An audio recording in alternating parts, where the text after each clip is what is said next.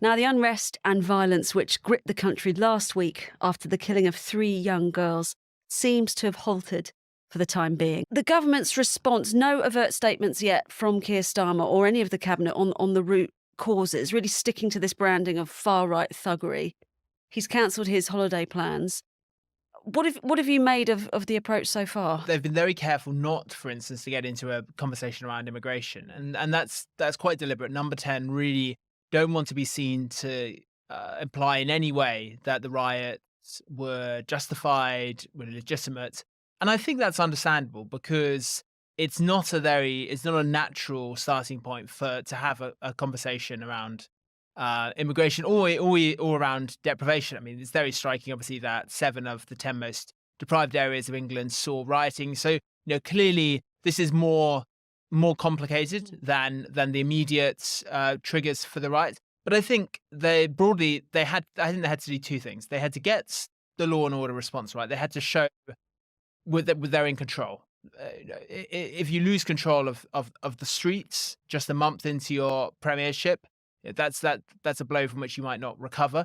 The other thing they had to do was keep control of the narrative to avoid Elon Musk, Tommy Robinson, Nigel Farage being able to seize that and imply that Keir Starmer's not in touch with public opinion. As I write in my column in this week's issue, I think that Keir Starmer's response has been in line with public opinion, and it's very striking that his approval ratings on this issue are significantly higher than Nigel Farage's, and Farage's have actually fallen. So I think in that sense, the government will feel it's been a short-term success, but they're well aware of the deeper discontent, and Keir Starmer was talking about this long before the riots, and also recognizing that people feel immigration is too high, and there are obviously concerns around asylum seekers and hotels and so on. But taking the 2 of those points, I think most people would agree, including opposition party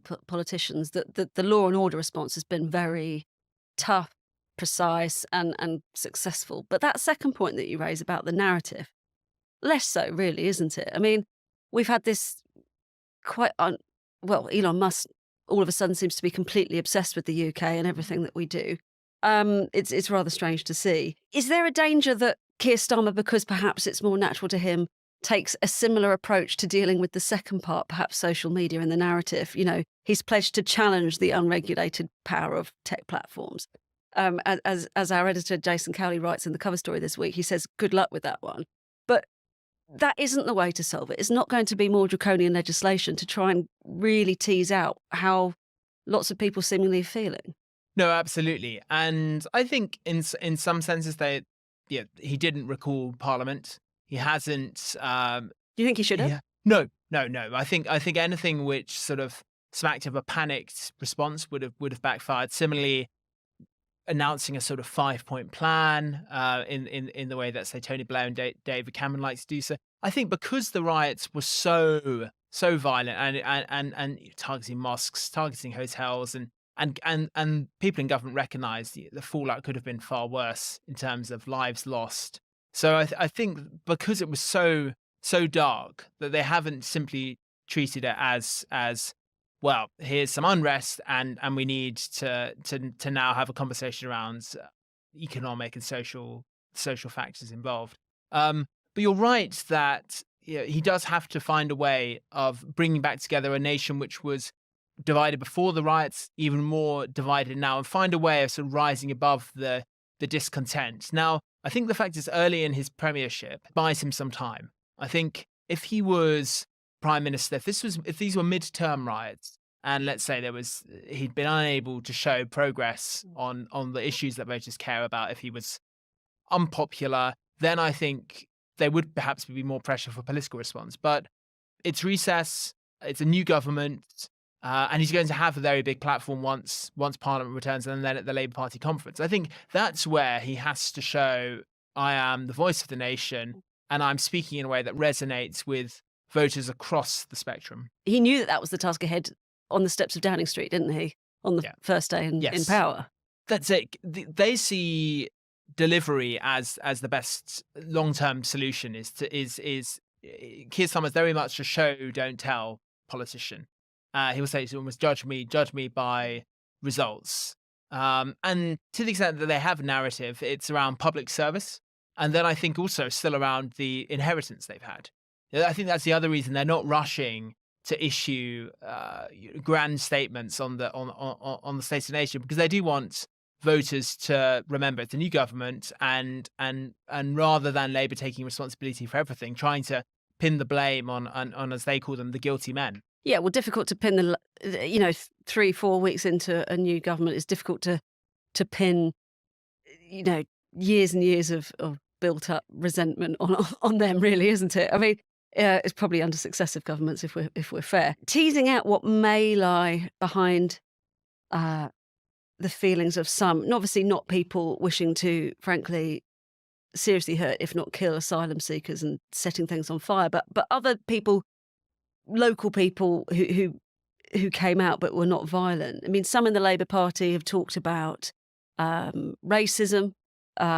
They've talked about poverty, as you mentioned, lack of opportunity. We're not in a good place, are we? I mean, No, we're not. No, I mean it's sort of all of the factors you mentioned and more. As I said, I think the most striking stat is 7 out of the 10 most deprived areas, and these are areas that were hit first by deindustrialization in the 1980s, then by the crash and the austerity that followed, and then really by a lack of growth. And they have been levels of- disproportionately Yeah. had to take in asylum seekers as well. Yeah, and the levels of economic inactivity there, the levels of sickness, the NHS, it's all of these factors really interact with each other. As you say, there are specific grievances around asylum seekers and hotels. Some of that is because of the Conservatives' botched Rwanda policy, and these were people who were not being sort of processed.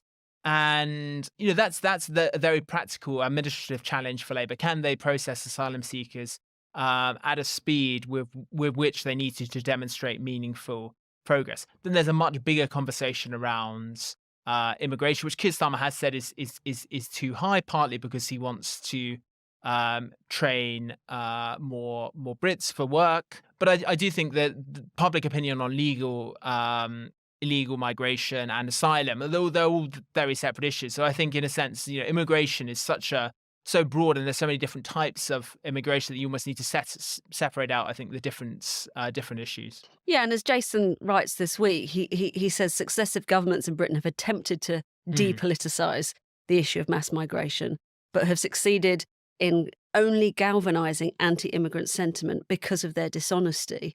And he goes on that generally this has led to a distrust in politicians and politics, as we saw in the general election campaign. Some worrying statistics coming out about lack of faith. There has been some rather unfortunate rhetoric, hasn't there, from the political classes in recent years about migration. How responsible should we hold that?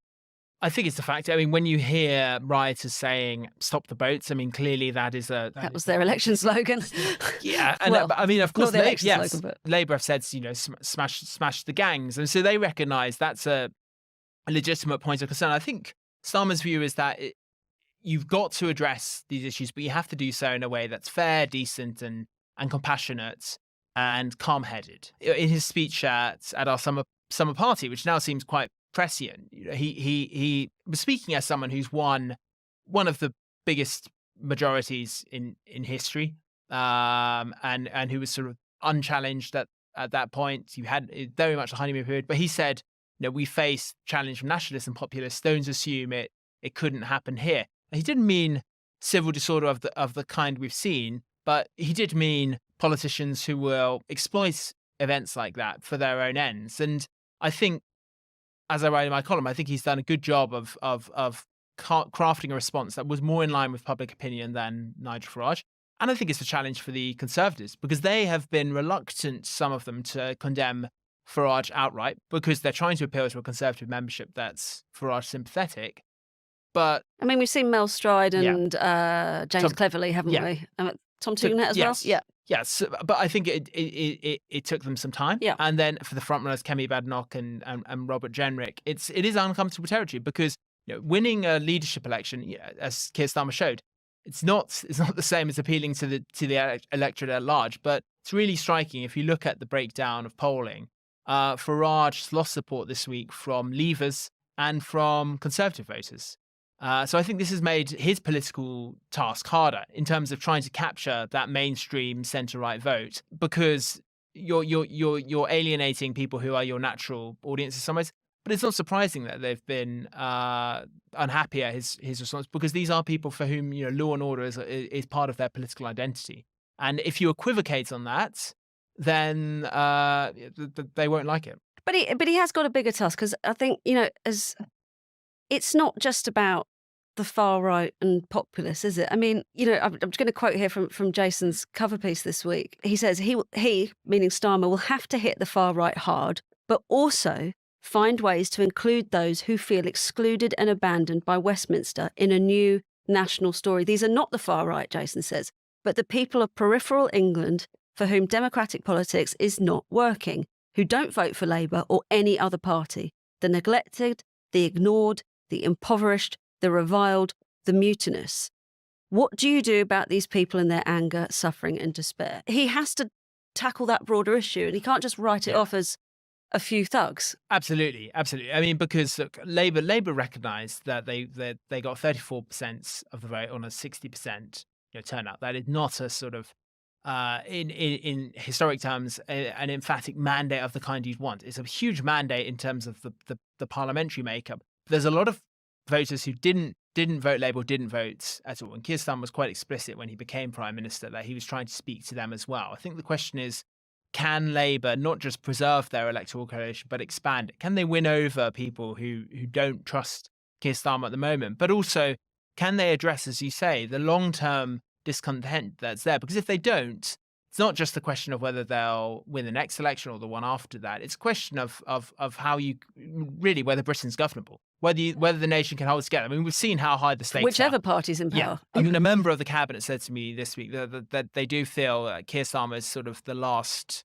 hope, the last defender of the mainstream. It's a sense of not just we might lose to the Conservatives, but that there are far darker forces in play around the concept of democracy itself.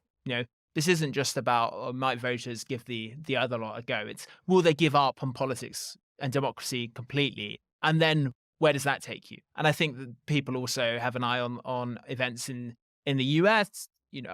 January the 6th, and the riots themselves show how thin the line can be between order and anarchy. I think there's a real sense of that, and in a sense, it's such a huge challenge that it's hard for Labour to come up with an immediate response.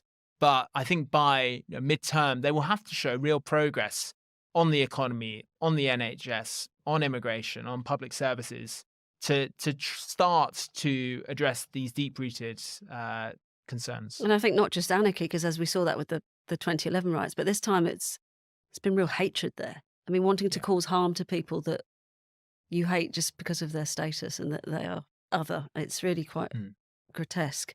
What do you think is going to happen next then? Any chance of a public inquiry? I would be surprised if there's a public inquiry. Partly it's the cost. I think they're slow. Partly, yes. And in a sense, voters voters do sort of move on from things quite quickly. Look, I think this is a huge moment which will be remembered for years. But Keir Starmer's always been aware that for most people don't think about politics as much as some might imagine. He's not looking to make constant interventions. He needs to show grip. I think once Parliament returns, Labour needs to. I think it's fine to blame the inheritance I've had. I think there's an awareness of that.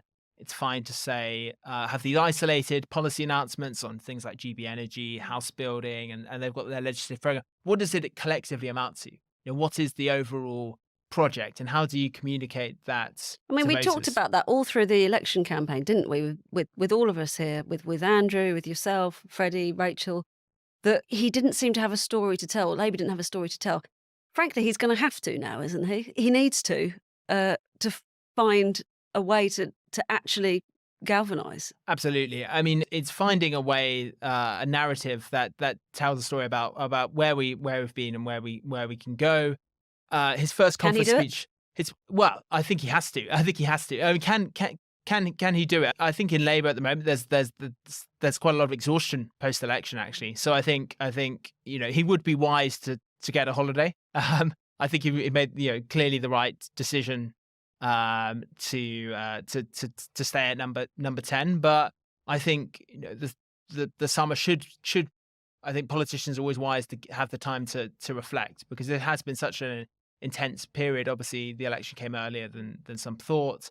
Labour were clearly prepared, but we don't have transition periods in this country. So to go immediately from opposition into government, dealing with a national emergency like the riots, I think trying to carve out the space for reflection is important. But he's going to have to give a very big speech next month at Labour Party conference, first as Prime Minister. That's a big moment, but also how he frames politics at the start of the new parliamentary term. And this is before we get into the darkening international climate in the Middle East Yeah. and Ukraine. So it no one said government was going to be easier. I think No one said Labour it'd be have this hard. a strong sort of awareness of that.